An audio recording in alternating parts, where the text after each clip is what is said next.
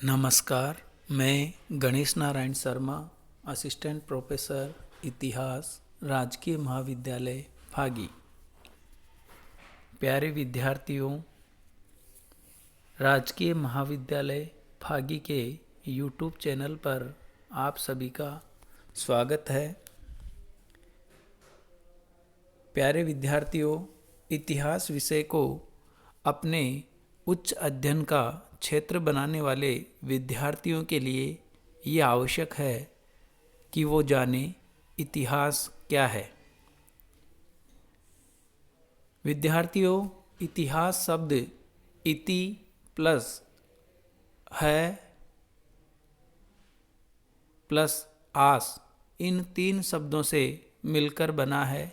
इति अर्थात आज से पहले, है अर्थात निश्चित रूप से, और आज से तात्पर्य है जो घटित हो चुका है। अर्थात मानव जीवन की विकास यात्रा में मानव के उद्भव से लेकर वर्तमान तक सामाजिक, धार्मिक, आर्थिक, राजनीतिक, वैज्ञानिक आदि क्षेत्रों में जो घटनाएं घटित हो चुकी है उनका क्रमबद्ध अध्ययन ही इतिहास है। प्यारे विद्यार्थियों, इतिहास विषय का क्षेत्र बहुत विस्तृत है। लगभग सभी विषयों को ये अपने अंदर समाहित कर लेता है।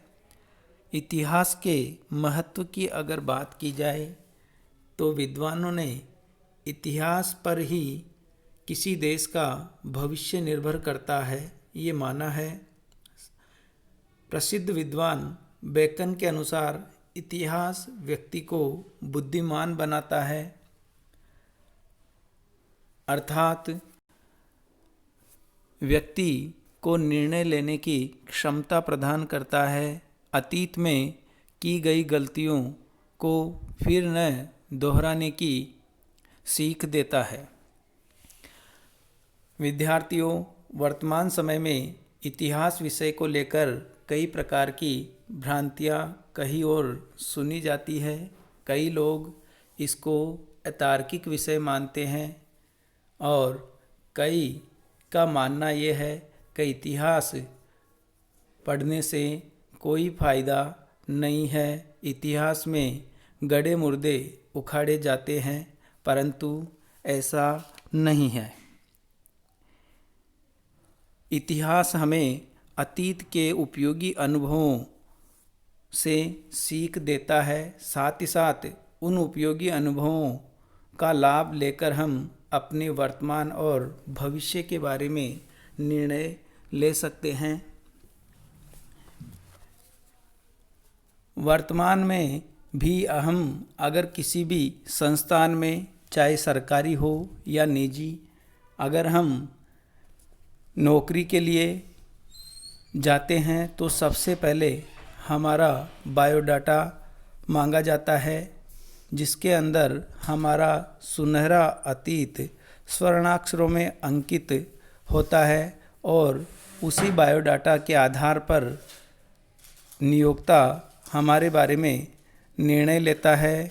इसी प्रकार सबसे आधुनिक विषय समझा जाने वाला विज्ञान विषय को पढ़कर एक विद्यार्थी डॉक्टर के रूप में, जो सबसे आधुनिक और सम्मानित पेशा माना जाता है, नियुक्ति पाता है। परंतु जब रोगी उसके पास जाता है तो सबसे पहले डॉक्टर उस रोगी के अतीत के बारे में जानता है, अर्थात कितने दिन से वह बीमार है, पिछले दिनों में उसने क्या खाया है, नींद उसको पर्याप्त आती है या नहीं आती है, इससे पूर्व किस डॉक्टर को दिखाया है, कौन कौन सी दवाइयों का सेवन किया है, अर्थात उसके अतीत के बारे में जानकर ही आगे उसका उपचार किया जाता है।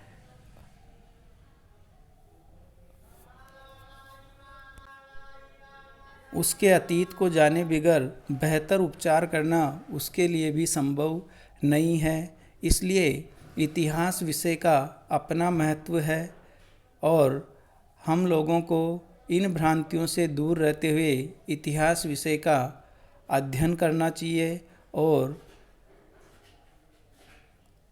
अपने कैरियर को नई ऊंचाइयां इसके द्वारा दी जा सकती है।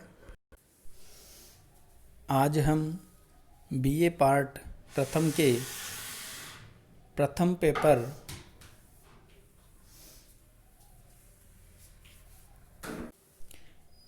प्राचीन भारत के इतिहास के बारे में अध्ययन की शुरुआत करेंगे। आज हम प्राचीन भारतीय इतिहास के प्रमुख स्रोतों के ऊपर चर्चा करेंगे। प्यारे विद्यार्थियों, प्राचीन भारतीय इतिहास के स्रोतों को मुख्य रूप से दो भागों में बांटा जा सकता है। प्रथम पुरातात्विक स्रोत और दूसरा साहित्यिक स्रोत। पुरातात्विक स्रोतों में हम अभिलेख, सिक्के, भग्नावशेष, उस समय के लोगों के द्वारा प्रयुक्त वस्तुओं, उपकरणों आदि के बारे में अध्ययन करते हैं। वहीं साहित्यिक स्रोतों में हम धार्मिक साहित्य, लौकिक साहित्य और विदेशी यात्राओं के विवरण से प्राप्त जानकारी के बारे में बात करेंगे। सर्वप्रथम पुरातात्विक स्रोत। पुरातात्विक स्रोतों में सबसे महत्वपूर्ण स्थान अभिलेखों का होता है। अभिलेख से तात्पर्य किसी कठोर वस्तु, सतह अथवा शिला अथवा स्तंभ के ऊपर उकेरे गए लेख या लिखे गए लेखों से हैं। अभिलेख इतिहास के स्रोतों में बहुत महत्वपूर्ण स्थान रखते हैं। अभिलेखों के विभिन्न प्रकार हो सकते हैं, जैसे शिलालेख, स्तंभलेख, गुहालेख, ताम्रपत्र लेख आदि। शिलालेख अर्थात वे लेख जो शिलाखंड या पत्थर के बड़े टुकड़ों पर उकेरे गए हैं, जैसा कि प्रथम चित्र में दिखाया गया है। इनके द्वारा हमारे को जिस समय इनको लिखा गया है उस समय के बारे में जानकारी मिलती है। किस समय उस शिलालेख को लिखवाया गया है, किसने उसको लिखवाया है, कौन सी लिपि और भाषा का प्रयोग उसके अंदर किया गया है और साथ ही साथ किस विशेष अवसर पे उसको लिखवाया गया है आदि जानकारियाँ हमारे को उन शिलालेखों के द्वारा प्राप्त होती है। साथ ही साथ उस समय की सामाजिक, धार्मिक, राजनीतिक स्थिति की जानकारी भी हमारे को इनसे प्राप्त होती है। और सबसे महत्वपूर्ण बात, इन शिलालेखों को लिखवाने के बाद में या लिखने के बाद में इनमें किसी प्रकार का परिवर्तन किया जाना संभव नहीं होता है। साथ ही साथ ये अपने समय की जानकारी हमारे को उपलब्ध करवाते हैं। इसी प्रकार जिन लेखों को स्तंभों के ऊपर लिखा गया है उनको स्तंभ लेख कहा जाता है। मौर्य सम्राट अशोक के स्तंभ लेख काफ़ी प्रसिद्ध रहे हैं।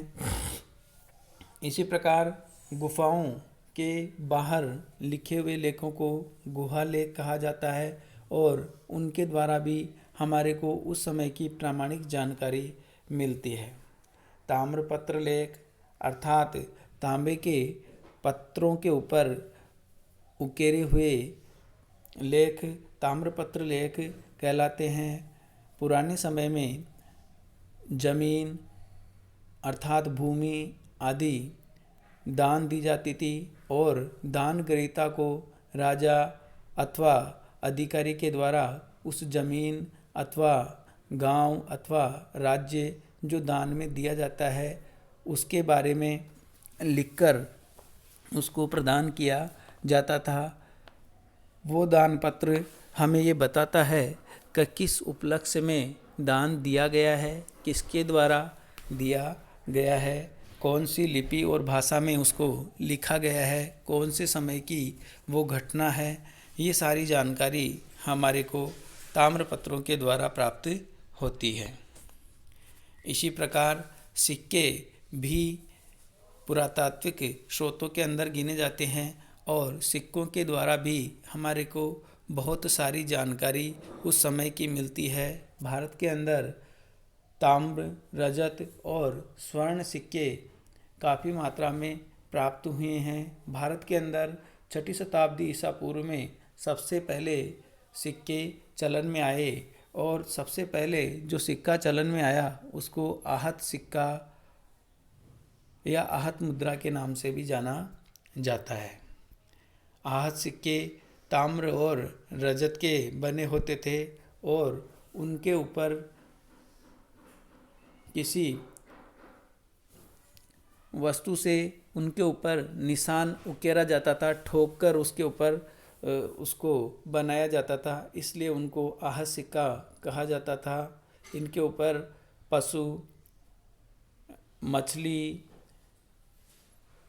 चंद्र, पेड़ आदि आकृतियाँ उकेर दी जाती थी। हालांकि कलात्मक दृष्टि से, डिजाइन की दृष्टि से इनमें कोई विशेष काम नहीं होता था, पर फिर भी शुरुआत में इनका चलन था।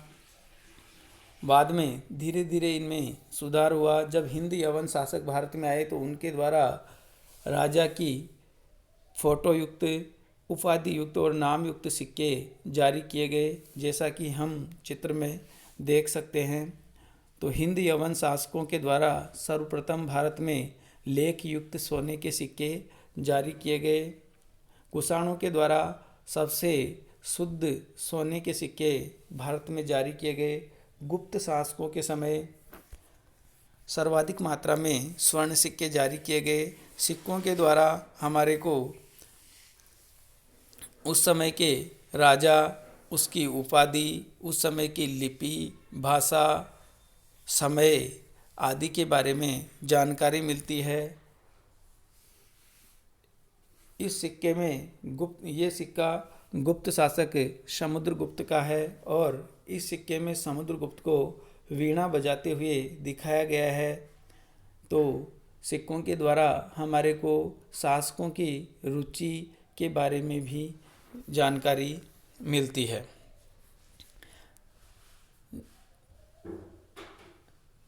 अभी वर्तमान में प्रचलित सिक्कों की अगर बात की जाए तो इस प्रकार के सिक्के प्रचलन में हैं। उनके ऊपर राष्ट्रीय चिन्ह बना होता है और सिक्के का मूल्य है वो भी अंकित होता है।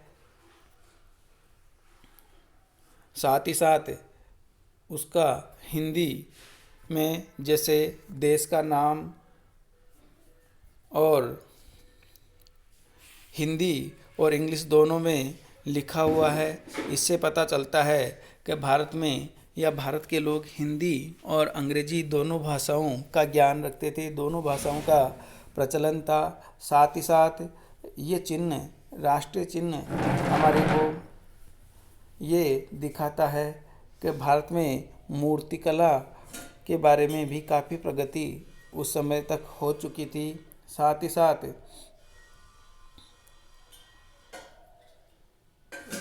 ये चिन्ह इस बात को साबित करता है कि ये चिन्ह जो है देश में विशेष महत्व रखता है। इस प्रकार से सिक्कों के द्वारा हमारे को बहुत सारी जानकारियाँ उस समय की मिलती है।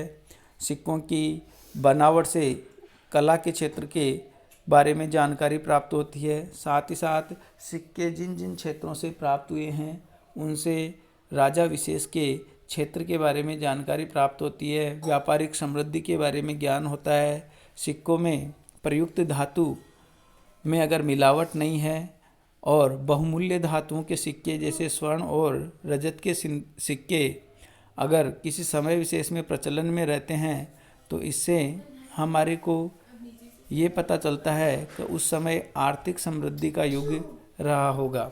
इस प्रकार सिक्कों से भी हम प्राचीन काल के बारे में विशेष जानकारियाँ प्राप्त कर सकते हैं। इसी प्रकार भग्नावशेष अर्थात जिस समय के बारे में अपन जानकारी प्राप्त कर रहे हैं उस समय के प्राप्त भग्नावशेषों से भी हम उस समय के समाज, धर्म और राजनीतिक स्थिति के बारे में जानकारी प्राप्त कर सकते हैं। जैसे भग्नावशेषों में भवन जिनमें लोग रहते थे उनके अवशेष, स्मारक, मूर्तियाँ और प्रयुक्त वस्तुएं हमारे को उस समय के बारे में समझने में जो है हमारी मदद करती है। जैसे मोहनजोदड़ो जो कि सिंधु घाटी सभ्यता का एक उत्खनन स्थल रहा है, के उत्खननों से हमें उस समय के लोगों के द्वारा किस प्रकार के मकान बनाए जाते थे, सड़कें किस प्रकार से बनाई जाती थी, नालियों की और जल निकासी प्रणाली की व्यवस्था किस प्रकार से थी, इसको समझने में मदद मिलती है। इसी प्रकार उस समय की मूर्तियों से हमें उस समय की कला की उन्नति के बारे में ध्यान चलता है। साथ ही साथ उस समय के लोग किस प्रकार के वस्त्र पहनते थे, उन मूर्तियों के ऊपर उकरी हुई डिजाइन से भी हम उनके बारे में पता लगा सकते हैं। साथ ही साथ आभूषण भी उस समय के लोग पहनते थे, वो भी हम मूर्तियों के माध्यम से आसानी से पता कर सकते हैं। तो साथ ही साथ उस समय की प्रयुक्त वस्तुओं से भी हमारे को उस समय के बारे में जानकारी प्राप्त होती है। तो इस प्रकार पुरातात्विक सामग्री हमारे को उस समय के इतिहास को जानने और समझने में बहुत ही महत्वपूर्ण और उपयोगी होती है। धन्यवाद।